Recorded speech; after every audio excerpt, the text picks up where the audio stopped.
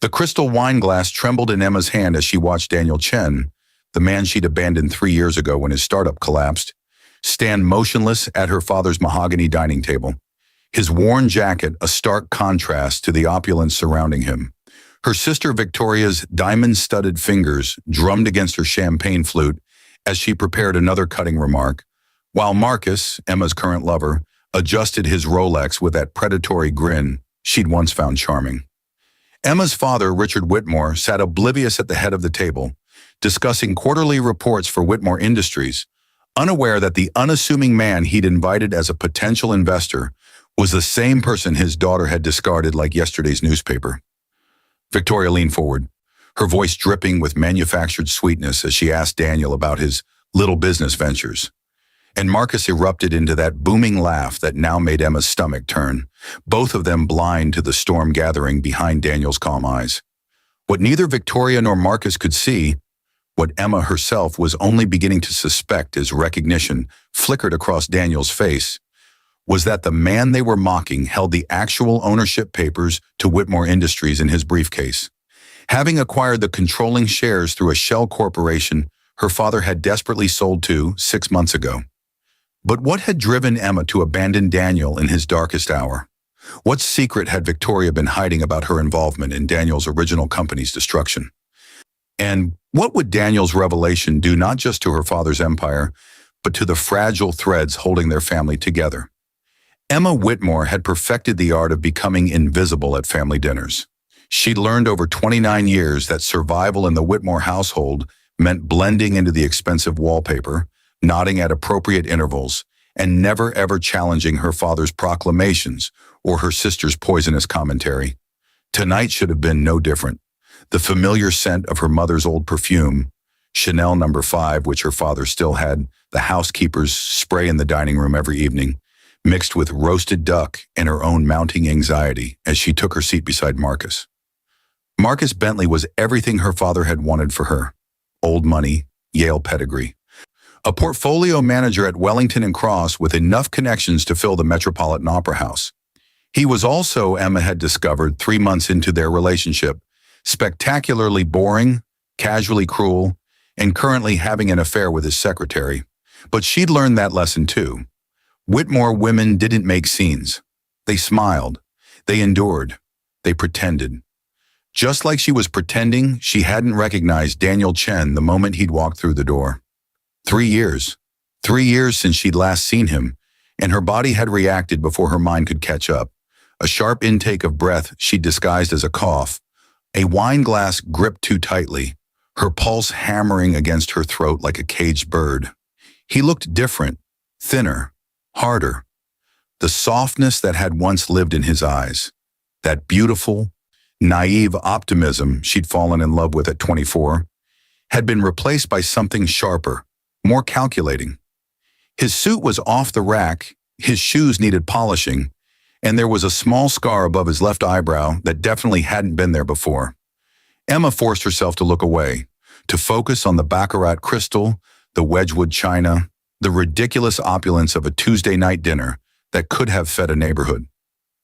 Her father was holding court at the head of the table, his silver hair immaculately groomed, his $3,000 suit projecting the authority that had built Whitmore Industries from a small textile manufacturer into a textile and real estate conglomerate worth $400 million, or what used to be worth $400 million. Emma had seen the private documents he'd left in his study. The ones that showed the debt, the bad investments, the shell company purchase that had saved them from bankruptcy 6 months ago. Mr. Chen, her father was saying, his voice booming with false bonhomie, I must say your firm's interest in Whitmore Industries is quite flattering, though I confess I'd never heard of Horizon Capital Ventures until my lawyers mentioned your outreach. Daniel's smile didn't reach his eyes. Emma remembered when his smiles had been genuine, when they'd lit up his entire face. We prefer to keep a low profile, Mr. Whitmore. I find that some of the best deals are made outside the spotlight. Victoria, seated across from Emma, suddenly perked up. Victoria Whitmore Sterling, who'd married the Sterling Hotel's heir 2 years ago and acted as though she'd personally invented wealth. Her blonde hair was styled in perfect waves, Her dress probably cost more than a semester of college tuition, and her green eyes held that particular malice Emma had learned to fear as children.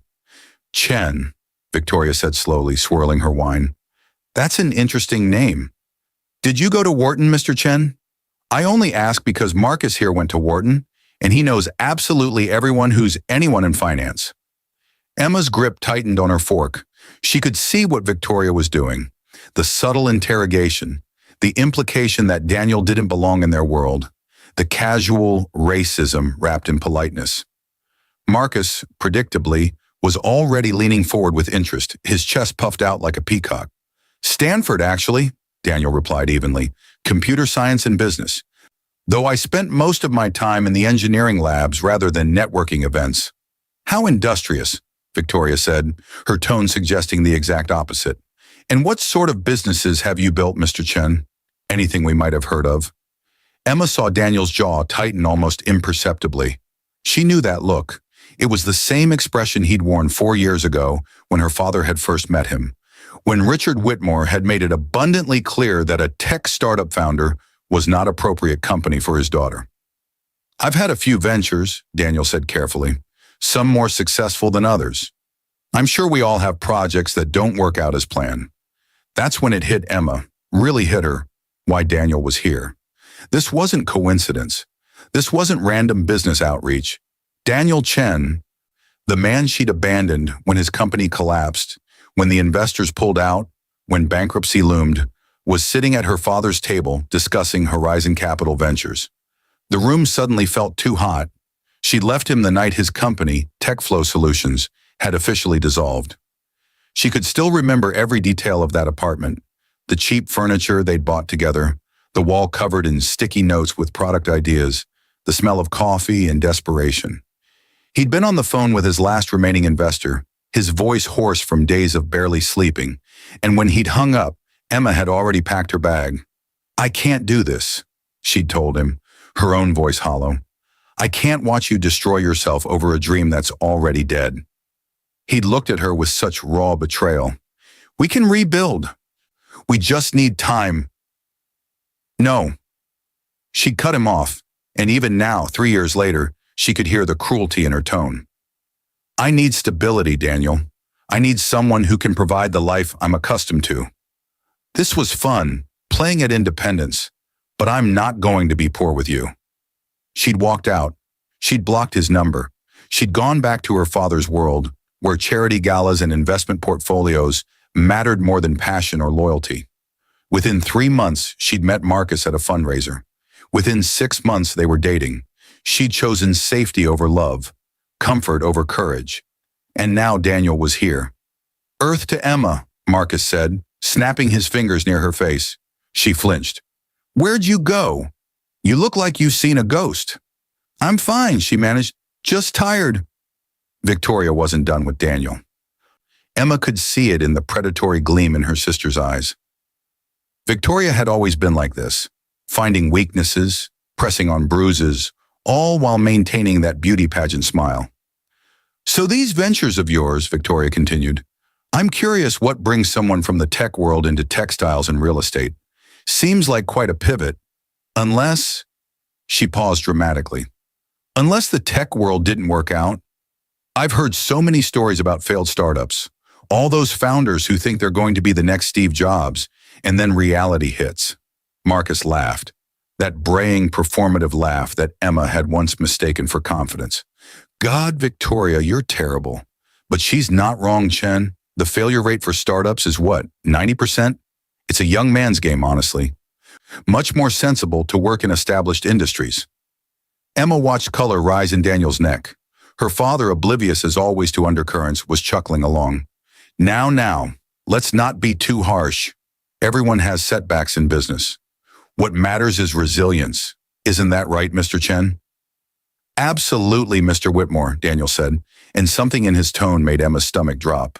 There was too much calm there, too much control. In fact, I've found that my biggest failures taught me my most valuable lessons, especially lessons about loyalty, trust, and recognizing who your real allies are. His eyes flickered to Emma for just a second, and she felt like she'd been struck. How philosophical, Victoria said. But really, what qualifies Horizon Capital to be involved with a company like Whitmore Industries? I mean, no offense, but you seem rather... She gestured vaguely at his suit, his appearance. Modest for someone representing a serious investment firm? Victoria? Emma heard herself say, her voice sharper than intended. Three faces turned to her in surprise. She rarely spoke at these dinners. That's incredibly rude. I'm just asking questions, Victoria said, her eyes narrowing. Unless there's a reason you're so defensive about Mr. Chen? Do you two know each other? The silence that followed felt like falling. Emma could feel Marcus studying her, her father's confusion, Victoria's suspicion, and Daniel. Daniel was watching her with an expression she couldn't read. We've never met, Daniel said smoothly, saving her, though I appreciate Ms. Whitmore's sense of propriety. To answer your question, Victoria, may I call you Victoria? Horizon Capital's qualifications are quite solid.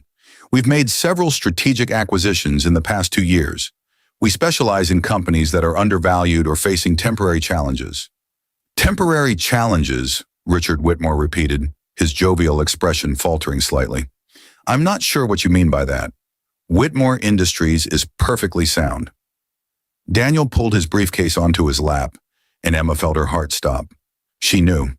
Somehow she knew what was coming before he even opened it. Mr. Whitmore, Daniel said, his voice gentle now, almost kind. I think we should speak privately after dinner. There are some documents I need to share with you regarding Horizon Capital and its relationship to Whitmore Industries. What documents? Marcus interjected, his territorial instincts activated. If there's business to discuss about Whitmore Industries, as Emma's partner, I have a right to be involved. Actually, Daniel said, pulling out a folder, I don't think you do. The next 5 minutes unfolded like a car crash in slow motion. Daniel laid out papers on the dining table, right there between the roasted duck and the heirloom tomato salad. Emma watched her father's face transform from confusion to shock to something approaching horror, as Daniel explained with devastating precision that Horizon Capital Ventures was a subsidiary of a larger holding company called Phoenix Enterprises. And Phoenix Enterprises, through a series of shell corporations and strategic investments, had acquired the controlling shares of Whitmore Industries 6 months ago, when Richard Whitmore had been desperate for an influx of cash to cover his mounting debts. You're telling me, Richard said, his voice barely above a whisper, that I've been reporting to you for 6 months? Not exactly, Daniel replied. You've been reporting to Phoenix Enterprises. I'm simply the founder and CEO of Phoenix Enterprises. I haven't interfered with operations because Whitmore Industries is actually a solid company with good fundamentals. Your management hasn't been the problem, Mr. Whitmore. Your personal investments and your tendency to borrow from company funds to maintain your lifestyle, those have been the problems. Victoria's face had gone pale. This is absurd. Daddy, tell him this is absurd. Call our lawyers. Your lawyers are aware, Daniel said calmly. They've been aware from the beginning. This was all legally executed. I have documentation of every transfer, every purchase, every transaction. Emma couldn't breathe. She was watching Daniel dismantle her father's empire with the same methodical precision he'd once used to code software. But there was something else in his expression now, something she'd never seen before. Vindication, justice, revenge. But why? Her father asked, and for the first time in Emma's life, she saw him look old, vulnerable. Why the secrecy? Why the games? If you own the company, why sit here and let my daughters mock you? Daniel's eyes moved to Victoria, then to Marcus, then finally landed on Emma. When he spoke, his voice was steel wrapped in velvet. Because I wanted to see who you all really were. I wanted to understand the family that Emma chose over me 3 years ago. Marcus stood up abruptly, his chair scraping against the hardwood. What the hell is he talking about, Emma? But Emma couldn't speak. She was trapped in Daniel's gaze, in the weight of choices she'd made, in the realization that the man she'd abandoned because he'd lost everything had not only rebuilt, but had become more powerful than any of them. 3 years ago, Daniel continued, his voice steady, but Emma could hear the undercurrent of pain. I had a company called TechFlow Solutions. We developed software that would revolutionize supply chain management. We had angel investors, we had momentum, and I had someone I thought I was building a future with. Oh God, Victoria breathed, recognition dawning on her face. You're that Daniel, the broke startup guy Emma was slumming with. Victoria, shut up, Emma said desperately. You shut up, Victoria shot back. Is this why he's here? Is this some pathetic revenge plot because you dumped him? Daniel's laugh was bitter. Revenge? No, Victoria. Business. You see, after Emma left, after my investors pulled out, I learned something interesting. One of those investors was Whitmore Holdings, your father's investment arm, though he used a proxy to hide his involvement. And I learned that the reason my investors pulled out wasn't because of market conditions or product viability. It was because someone had spread rumors about my company, about falsified data, about my integrity as a founder. The room went completely silent. Those rumors, Daniel continued, came from someone who had intimate knowledge of my company, someone who had access to our conversations, our plans, our investor materials, someone who wanted to make sure I failed spectacularly. Emma felt her blood turn to ice as Daniel's eyes moved to Victoria. It took me a year to trace it all back, Daniel said, a year of digging through shell corporations and proxy communications. But I found the evidence.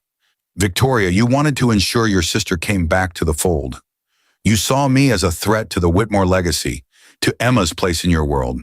So you destroyed my company.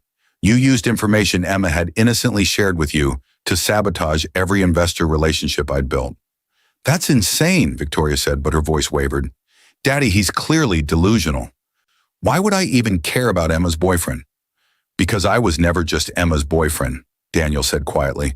I'd proposed to her. We were engaged. She was going to leave this world behind, and you couldn't allow that. The Whitmore daughters don't marry down. They don't leave the empire. So you made sure I had nothing left to offer her. Emma's hand flew to her mouth.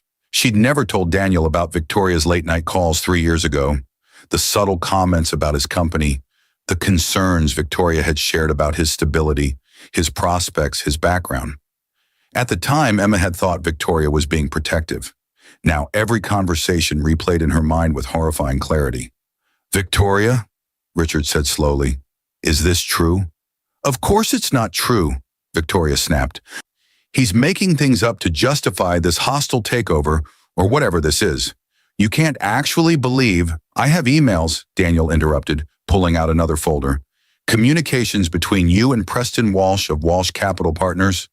Conversations where you provided confidential information about TechFlow's finances, falsified reports of product failures, even manufactured a fake sexual harassment complaint from a former employee who, it turns out, was paid by an account traced back to you. The enormity of it crashed over Emma like a wave. Her sister hadn't just interfered. She'd orchestrated total destruction. And Emma, heartbroken and terrified of poverty, had walked away without ever questioning why everything had fallen apart so suddenly. Marcus, who'd been silent, suddenly laughed. This is the most entertaining dinner I've had in months. So let me get this straight. You destroyed your sister's engagement, this guy lost everything, Emma crawled back home, and now he's somehow rich enough to own your father's company? How's that even possible? Daniel's smile was dangerous. After TechFlow collapsed, I had nothing to lose. I took the core technology I'd developed, technology I'd been too naive to patent properly, and I rebuilt from scratch. I worked 3 jobs, slept 4 hours a night, and developed a supply chain software that actually worked. Within 18 months, I sold it to a Fortune 500 company for $60 million. I used that money to start Phoenix Enterprises. I've spent the last year and a half quietly acquiring struggling companies, rehabilitating them, and building an empire specifically designed to intersect with everything the Whitmores care about. He stood, gathering his papers with calm precision. As majority shareholder of Whitmore Industries, I'll be calling an emergency board meeting next week. Mr. Whitmore, you'll retain your position as CEO, but you'll report directly to me. Your salary will be adjusted to reflect industry standards rather than the inflated compensation you've been paying yourself. The company jet will be sold. The excessive expense accounts will be eliminated. Whitmore Industries will become profitable again, but not to fund your lifestyle. You can't do this, Richard said. but there was no force behind it. I can and I am, Daniel replied. It's all legal. Your lawyers will confirm it. Victoria stood up, her face flushed with rage and champagne. This is what you are. This is exactly what you are. Petty, vindictive, small. You think destroying our family makes you better than us? You're just proving that Emma was right to leave you. You're trash dressed up in a business plan. Victoria, Emma said, finding her voice finally. Stop. Just stop. Why? Victoria wheeled on her. Are you actually defending him? After everything you said about him 3 years ago? How pathetic he was. How you'd made a mistake slumming outside our world. Emma felt the words like physical blows. She'd said those things to Victoria in the aftermath, trying to convince herself she'd made the right choice, trying to bury the guilt and heartbreak under anger. I was wrong, Emma whispered. What? Victoria's eyes blazed. I was wrong, Emma said louder, standing up. Her legs felt shaky, but she forced herself to meet Daniel's eyes. I was wrong about everything. I was cruel and cowardly, and I abandoned you when you needed me most.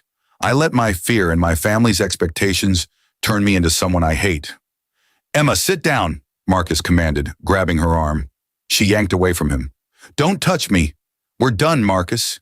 We've been done for months. I've just been too weak to admit it. You're hysterical, Marcus said dismissively. This is clearly emotional. Why don't we discuss this privately? I saw the text from your secretary, Emma said flatly. I've known about the affair since July. I didn't say anything because I didn't care. That's how dead our relationship is. Marcus's face went red, but before he could respond, Daniel spoke.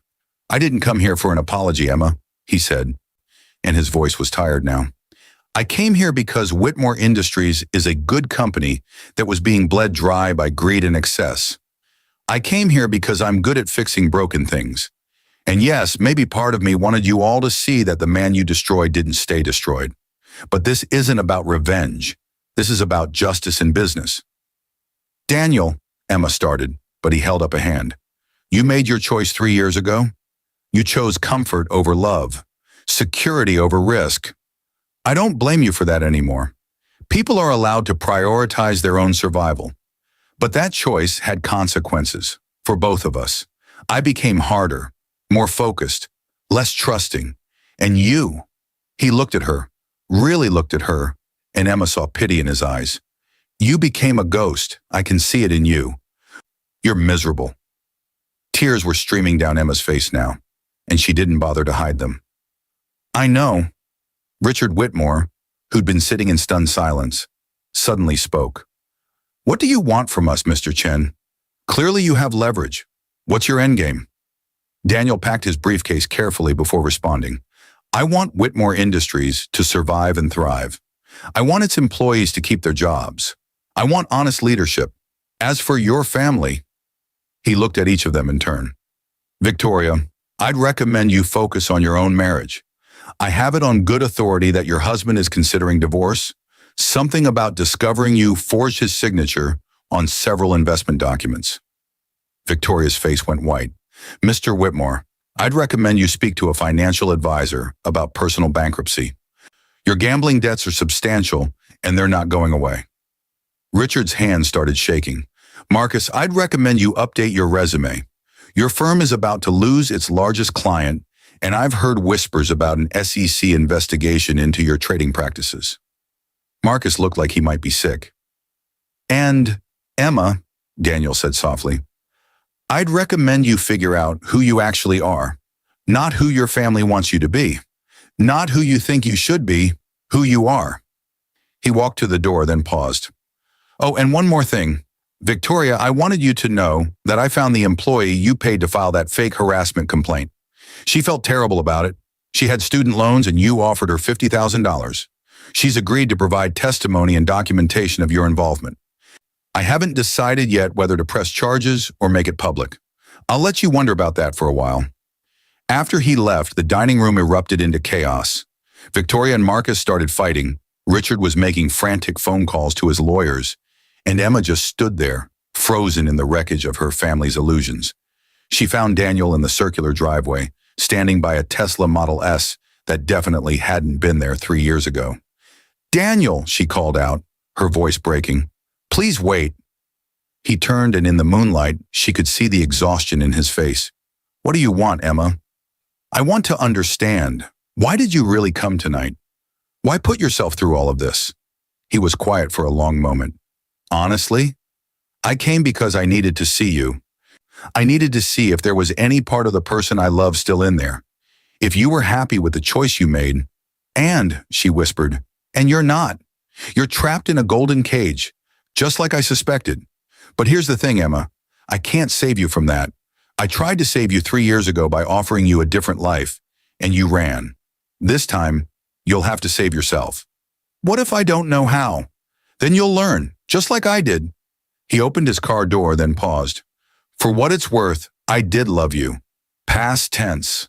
I loved who I thought you were, or who you were trying to become.